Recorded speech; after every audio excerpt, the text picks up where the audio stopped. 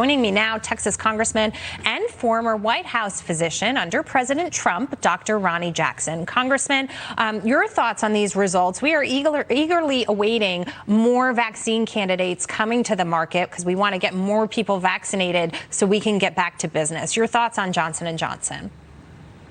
Well, I still think it's a great deal. I mean, Johnson & Johnson is going to be a really unique vaccine in the sense that it doesn't have to be refrigerated to the extent that the other vaccines that we have now, Pfizer and Moderna do.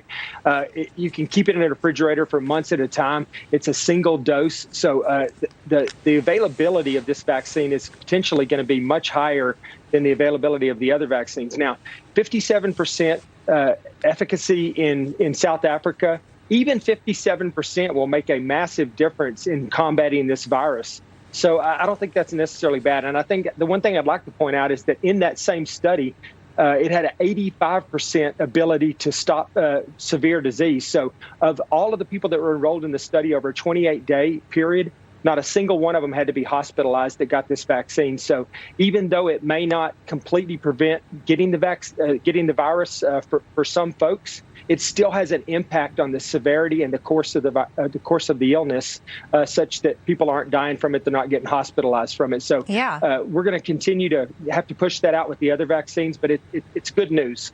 Yeah, and one of the things that we've been talking about throughout this process has been some of the treatments as well. You were the White House doctor under President Trump. President Trump, we know when he had COVID-19, did receive Regeneron. We have a colleague here who wrote a piece in the Wall Street Journal about it, David Asman. He was sick with COVID-19. And he said that Regeneron did him wonders. So I'm wondering, as we sit back here, yes, January was the deadliest month for the virus. So people who are still vulnerable are dying from it, yes. But for the others, the more different parts of the population, the more strong parts of the population, not only is there a couple of vaccines out there that we have options for now, we've got these treatments too. The situation doesn't necessarily look like it has to be so deadly.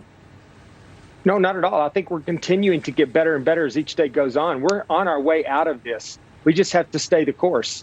And I think pushing out as many vaccines as possible, getting people to take the vaccine, I think that it's going to make a big difference. So I would just encourage people, especially if you're in that vulnerable category, get the vaccination and just get whatever's available. They're all going to be worth getting at this point. And so I know that there's a lot of concern about this new strain, but I don't think people should be too concerned about it. I think that we're still going to get on top of this, and we're still going to get past this in short order with all of the large number of vaccines that are being rolled out right now. Yeah, it's all positive news. Meantime, President Biden yesterday signing some new executive orders on health care, and they include reopening insurance enrollment on healthcare.org, ending a policy prohibiting federal funds from going to foreign aid groups that perform abortions, and one which directs federal agencies to re-examine policies that undermine the Affordable Care Act. Congressman, your take on these executive orders, because, he basically said, President Biden, there's nothing new here. We're just reversing what the Trump administration did. So, there is nothing new here. Is he essentially just reviving and bringing back Obama-era policies instead of trying to reform and innovate the system himself? Oh, yeah, absolutely. He's appeasing the far left of the party, which they're the ones that are pulling his strings right now. They control what's going on in the White House. He is not in control of what's happening in there. The far left is controlling the narrative, and they're controlling the policy and the actions that are taking place right now.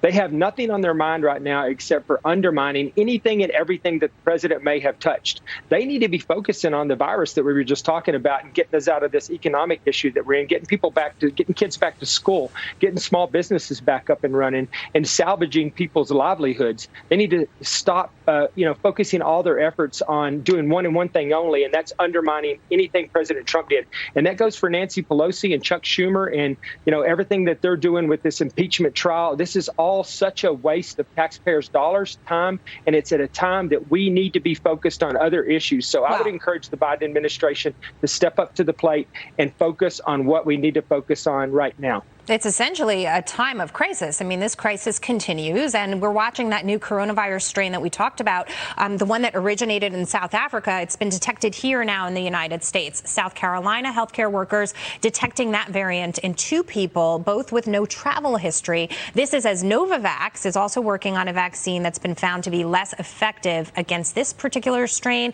Moderna has plans for a vaccine booster to fight against it.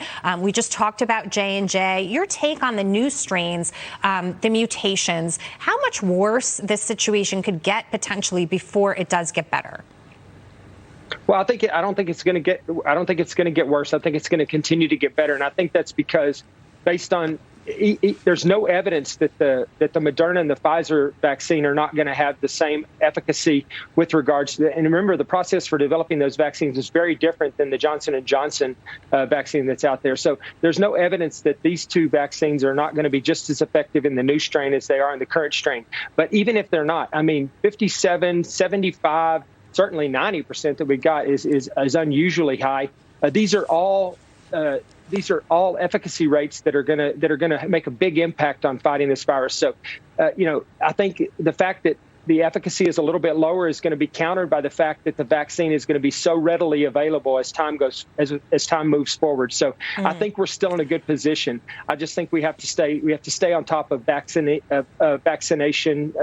getting the vaccine out to everybody. Doctor and Congressman, I also want to ask you about this. President Biden is going to sign some more executive orders on immigration next week, and that's going to undo several more Trump-era policies. They include expanding the U.S. refugee program, a task force to reunite migrant families, and also refugee resettlement. Your thoughts, you're a congressman in Texas, specifically impacted by some of these issues. Your thoughts on his orders, his approach, and why potentially they've put these orders off as well? Well, he's basically, like I said before, he's appeasing the far left. He's not doing what's right for this country. He's not doing what's right for the people in this country. This is not a time right now where we need to open up our southern border to anybody and everybody that wants to come up here. That costs a lot of money. These people come into our country. They're not citizens. A lot of them aren't even going to be documented when they get here. They're going to use our resources for health care, for education. Our taxes are going to go up extensively to pay for this. This is not the time that this needs to be happening, not to mention the fact that these people, we're talking about the coronavirus here. Where is the concern with what's going on by bringing and encouraging large numbers of people from other countries to cross our border, that are usually making that transition in tight groups for months on end before they get here? We should be concerned about the spread of coronavirus with regards to this as well. This is not the time for this. That is a huge issue. I'm so glad that you brought it up. Congressman Ronny Jackson, thank you so much for your time today, sir. Great to see you. Thank you. Appreciate you guys having me. Coming up.